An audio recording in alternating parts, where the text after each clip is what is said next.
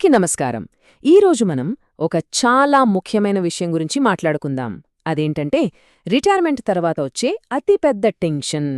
అదేనండి, హెల్త్ ఖర్చులు. వీటిని సమాళించడానికి ప్రభుత్వం ఒక కొత్త స్కీమ్ తీసుకొచ్చింది. దాని గురించి ఈరోజు మన విశ్లేషణ.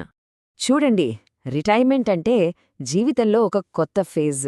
అంతా బానే ఉంటుంది గాని ఒక పెద్ద ఛాలెంజ్ కూడా ఎదురవుతుంది. అదేనండి, ఇన్కమ్ ఆగిపోతుంది కదా.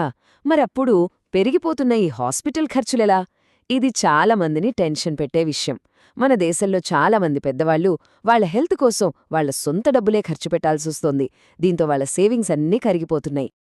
అయితే సరిగ్గా ఇదే సమస్యకు ఒక సొల్యూషన్ లాగా గవర్నమెంట్ ఒక కొత్త స్కీమ్ను ముందుకు తెచ్చింది. సరే, మరి ఏంటా సొల్యూషన్? లోపలికెళ్ళి చూద్దాం. అదే ఎన్పీఎస్ స్వస్థ పెన్షన్ స్కీమ్, షార్ట్గా చెప్పాలంటే ఎన్ఎస్పీఎస్. ఇక్కడ మనం గమనించాల్సిన ముఖ్యమైన విషయం ఏంటంటే దీని డిజైన్ చాలా స్పెషల్. ఎందుకంటే ఇండియాలో ఫస్ట్ టైం ఒక స్కీమ్లో రిటైర్మెంట్ పెన్షన్తో పాటు హెల్త్ సెక్యూరిటీని కూడా కలుపుతున్నారు. ఇది చాలా పెద్ద విషయం. అయితే ఈ ఎన్ఎస్పీఎస్ ఎలా పనిచేస్తుంది? అది తెలుసుకోవాలంటే ముందుగా దీనికి బేస్ ఏంటో, అంటే ఇది ఏ సిస్టమ్ మీద బిల్డ్ చేశారో మనం చూడాలి. అదే ఈ పీఎఫ్ఆర్డీఏ. సింపుల్గా చెప్పాలంటే మన దేశంలో పెన్షన్ ఫండ్స్ అన్నింటికీ ఇదే రెగ్యులేటర్. ఒక రకంగా బాస్ లాంటిదనమాట. సబ్స్క్రైబర్స్ డబ్బులు భద్రంగా ఉండేలా, అంత కరెక్ట్గా జరిగేలా చూసుకునే గవర్నమెంట్ బాడీ ఇది. ఇక మనం మాట్లాడుకుంటున్న ఈ కొత్త స్వాస్థ్య స్కీమ్ ఉందే, అది ఈ పెద్ద సిస్టంలో ఒక భాగం మాత్రమే. ఈ ఎన్పీఎస్ సిస్టంలో ఒక ఇంట్రెస్టింగ్ విషయమేంటంటే దాని స్ట్రక్చర్. ఇందులో 2 రకాల అకౌంట్స్ ఉంటాయి. ఒకటి టైర్ 1, ఇది లాంగ్ టర్మ్ రిటైర్మెంట్ సేవింగ్స్ కోసం. దీని రూల్స్ చాలా స్ట్రిక్ట్గా ఉంటాయి. ఇంకొకటి టైర్ 2, ఇది మన ఫ్లెక్సిబిలిటీ కోసం. ఎప్పుడంటే అప్పుడు డబ్బులు తీసుకోవచ్చు. సరే, అంతా బావుంది. కానీ హెల్త్ను ప్రొటెక్ట్ చేయడానికి ఈ ఎన్ఎస్పీఎస్, ఈ ఫౌండేషన్ను ప్రత్యేకంగా ఎలా వాడుకుంటుంది? ప్రాసెస్ చాలా సింపుల్ అండి. ఫస్ట్ పౌరులు వాళ్ళకిష్టమొచ్చినంత అమౌంట్ ఇందులో వేయొచ్చు. తరువాత పీఎఫ్ఆర్డీఏ అప్రూవ్ చేసిన ఫండ్స్ ఆ డబ్బుని మార్కెట్లో ఇన్వెస్ట్ చేస్తాయి, అంటే స్టాక్స్, బాండ్స్ లాంటి వాటిలో. దీనివల్ల ఆ డబ్బు గ్రో అవుతుంది. ఇక ఫైనల్లా అవసరమైనప్పుడు హెల్త్ కేర్ కోసం ఆ డబ్బుని వాడుకోవచ్చు. చూసారా, personal savings future medical security కోసం ఒక పెద్ద ఫండ్గా ఎలా మారుతుందో? ఈ ఒక్క మాట చాలండి ఈ స్కీమ్ ఉద్దేశం చెప్పడానికి. సింపుల్గా, ఒక మెడికల్ ఎమర్జెన్సీ వచ్చిందని చెప్పి జీవితాంతం కష్టపడి దాచుకున్న రిటైర్మెంట్ డబ్బులన్నీ ఖర్చయిపోకూడదు. అదే దీని మెయిన్ గోల్. ఇదే ఇక్కడ స్పెషాలిటీ. మామూలు పెన్షన్ స్కీమ్స్లా కాకుండా ఇందులో హెల్త్ ఎమర్జెన్సీల కోసం డబ్బులు తీసుకోవడానికి చాలా ఫ్లెక్సిబుల్ రూల్స్ పెట్టారు.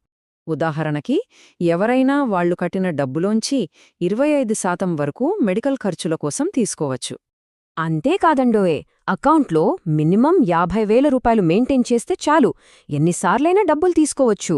లిమిట్ అనేదే లేదు. ఒకవేళ చాలా సీరియస్ హెల్త్ ఇష్యూ వచ్చి ఖర్చులు సేవింగ్స్లో 70% కంటే ఎక్కువైతే అప్పుడు మొత్తం 100% డబ్బులు కూడా విత్డ్రా చేసుకోవచ్చు. అంటే చూడండి, ఇది ఎంత పెద్ద లైఫ్ లైన్ అవుతుందో.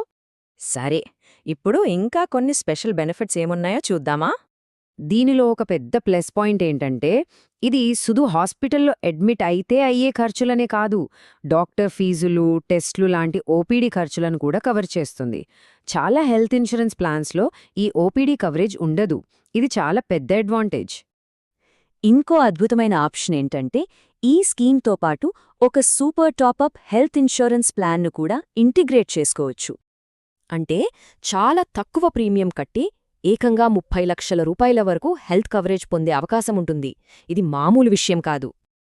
అయితే ఇంత ఇన్నోవేటివ్గా ఉన్న ఈ స్కీమ్ ప్రస్తుతం ఏ స్టేజ్లో ఉంది? ఇక్కడ ఒక విషయం గుర్తుపెట్టుకోవాలి. ఈ ఎన్ఎస్పీఎస్ స్కీమ్ 2026లో పైలట్ బేసిస్ మీద లాంచ్ అయింది. అంటే ఇదొక ఎక్స్పెరిమెంటల్ ఫేజ్లో ఉంది. దీని రిజల్ట్స్ చూసి ఆ తర్వాత దేశవ్యాప్తంగా తీసుకురావచ్చు. సో, టేకవే ఏంటి? రిటైర్మెంట్లో ఎదురయ్యే 2 అతిపెద్ద ప్రాబ్లమ్స్ని, అంటే పెన్షన్ మరియు హెల్త్, రెండింటినీ ఒకేసారి సాల్వ్ చేయడానికి ఇది ఒక చాలా పెద్ద ఒక మార్గదర్శక ప్రయత్నమని చెప్పొచ్చు. ఇది ఇండియాలో రిటైర్మెంట్ సెక్యూరిటీ గురించి ఆలోచించే విధానంలోనే ఒక పెద్ద మార్పు. మరి ఈ పెన్షన్ను ఆరోగ్యాన్ని ఇలా కలపడం నిజంగా భారతీయ రిటైర్మెంట్ భవిష్యత్తును మారుస్తుందా? ఒక పైలట్ ప్రాజెక్ట్గా దీని సక్సెస్ లక్షలాది మంది ఫైనాన్షియల్ ప్లానింగ్ భవిష్యత్తును డిసైడ్ చేయగలదు. దీని గురించి ఆలోచించాల్సిన అవసరం ఎంతైనా ఉంది.